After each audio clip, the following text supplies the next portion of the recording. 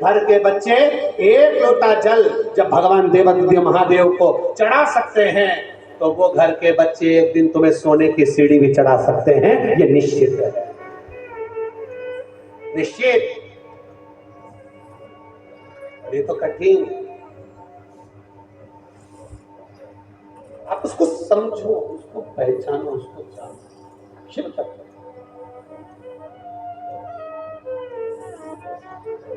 शिव महापुराण की कथा कहती है, विक्रमादित्य जब बैठे थे सिंहासन पर तब उन्होंने एक ही लक्ष्य लिया था कि कुछ ऐसा करना है, शाकों को हराकर, और विक्रम संवत की जो शुरुआत करी, सोने की मुद्राएं थी, सोने की अशर्फियां थी, सोने की चिड़िया। जिस समय कहा जाता था ये विक्रमादित्य के समय की बात है, राजा विक्रमादित्य।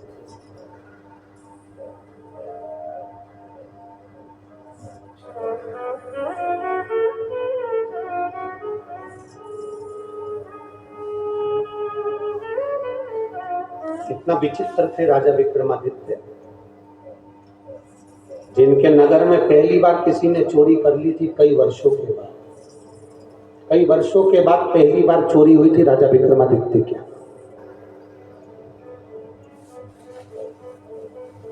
तो राजा विक्रमादित्य के घर पर चोरी नहीं हुई थी, राजमहल में चोरी नहीं हुई थी। सबसे बड़ा व्यापार की शुरुआत राजा विक्रमादित्य ने करी थी। भारत से कपड़ा बनता था भारत में और विदेश में जाता था।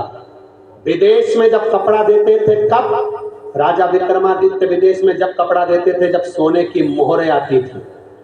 भारत से एक एक चीज, भारत की भूमि से भारत में कपड़ा बनता था। भारत में जितनी भी सामग्री बनती थी वो भारत की भूमि पर बनती थी, विदेश में कुछ नहीं बनता था। सब कुछ भारत में रहने वाले छोटे छोटे घरों में रहने वाले लोग अपने अपने घर में नई नई चीजों का निर्माण करते थे और भारत उसको सोने की मुद्राएं लेकर विदेशों में भेजता था। जब भेजता था तो भारत अपने आप सोने की चिड़िया बन गया था, अपने आप सोने की चिड़िया। कुछ व्यापारी व्यापार कर जा रहे थे और कुछ लुटेरे ने उनको लूट लिया। लूटा, राजा विक्रमादित्य के पास खबर गई कि आपके नगर में हम व्यापार करने आए और हमको लूटा गया। राजा विक्रमादित्य ने कहा यह हो ही नहीं सकता कि मेरे नगर में कोई लूटा गया। मेरे नगर में अगर कोई लूटा गया है तो ये कभी नहीं हो सकता, राजा विक्रमादित्य ने कहा।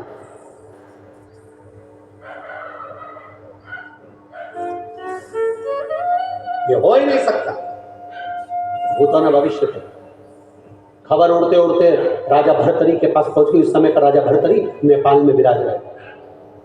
राजा भर्तरी नेपाल में विराज रहे थे गुरु गोरखनाथ जी के साथ। सूचना मिल गई, शब्द गया,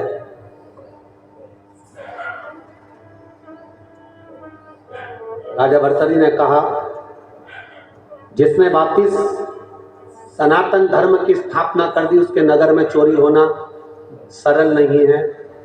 चोर चोर नहीं होंगे, कोई समझदार होंगे, पता करा जाए। राजा भर्तरी साधना में लीन हो गए। राजा विक्रमादित्य के पास पत्र गया, वो चोर नहीं हो सकते।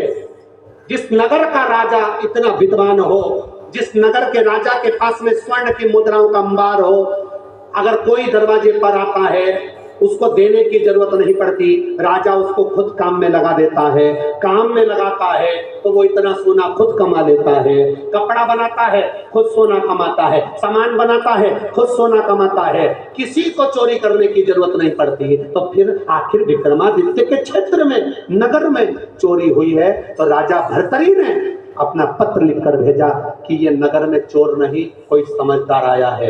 राजा विक्रमादित्य को उनसे साझा करना चाहिए, मिलना चाहिए। आखिर ये सब कौन है, पता करो। चोर नहीं हो सकता, डाकू नहीं हो सकता। राजा विक्रमादित्य ने कपड़े चेंज करे, वस्त्र चेंज करे, रात्रि के समय पर निकल गए। यही अवंतिकापुरी। राजा विक्रमादित्य ने वस्त्र बदल कर चेंज कर आगे चलते चलते जहां पर वो चोर चोरी करने के लिए बैठे थे, तो तान लगाकर वहीं पर पहुंच गए। राजा विक्रमादित्य चोरी के उन चोरों के पास जाकर बोले, भैया तुम क्या कर रहे हो? तो उन्होंने बताया तो नहीं, क्योंकि कोई चोर काय को बताएगा कि मैं चोरता हूं? चोर कभी बताता है कि मैं चोरता हूं?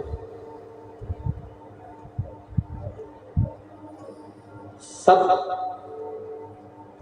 दुनिया का एक एक व्यक्ति अपना अपना पद बता सकता है, पर चोर कभी नहीं बताएगा कि मैं चोरता हूं। नहीं बताया, चोर नहीं बोला कि मैं चोर हूं। बैठे हुए थे। राजा विक्रमादित्य ने कहा कि मेरे पेट भरने के लिए मेरे पास काम नहीं है, तुम्हारे साथ करना चाहता हूं। अरे तू क्या करेगा चोरी? बस इतना निकला मुख से कि तू क्या करेगा चोरी? विक्रमादित्य ने कहा, राजा विक्रमादित्य बोले, जैसा तुम कहोगे वैसा हम करेंगे। हमारे जैसी चतुरता राजा विक्रमादित्य तेरे में नहीं आ सकती। हमारे जैसी चतुरता राजा विक्रमादित्य तेरे में नहीं आ सकती। राजा विक्रमादित्य ने कहा, चतुरता कैसी? एक चोर बोला, मुझ में वो गुण है मुझ में कि मेरे को जमीन में गड़ा हुआ धन भी मैं समझ लेता हूं और निकाल लेता हूं। दूसरा बोला, मुझ में वो गुण है कि पक्षी बोलता है और मैं समझ जाता हूं कि बोल क्या रहा है। तीसरा बोलता है, मुझ में वो गुण है कि मैं बता देता हूं कि यहां से किस स्थान पर कौन सी जगह पर कौन बैठा है। इतने में राजा विक्रमादित्य बोले, मुझ में भी वो गुण है।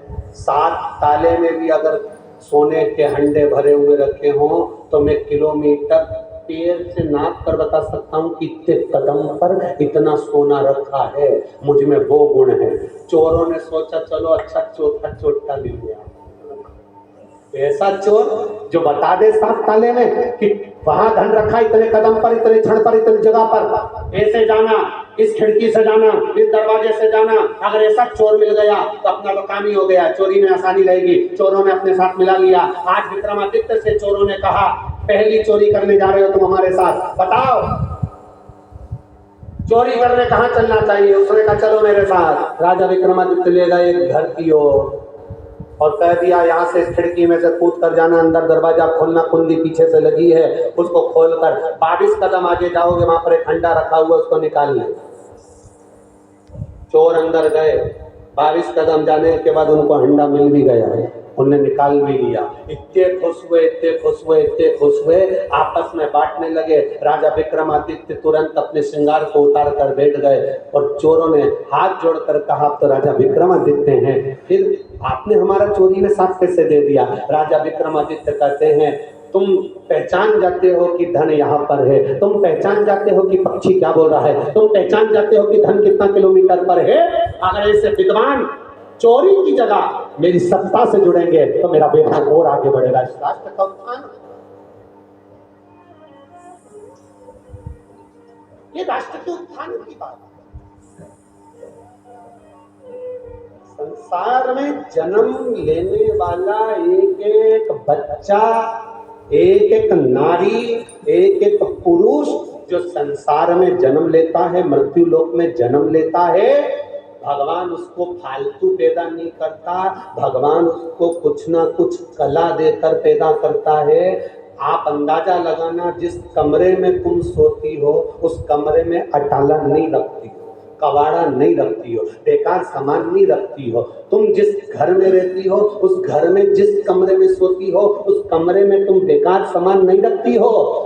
ब्रह्मा जी का ब्रह्मलोक, भगवान विष्णु का वैकुंठ लोक, इंद्र का इंद्रलोक, शंकर भगवान का मृत्यु लोक, शिवलोक में, मृत्यु लोक में, पृथ्वी पर जो जन्म लेता है, भगवान अटाला को अपने पास नहीं रखता। भगवान किसी हुनरबाज को ही पृथ्वी पर जन्म देता,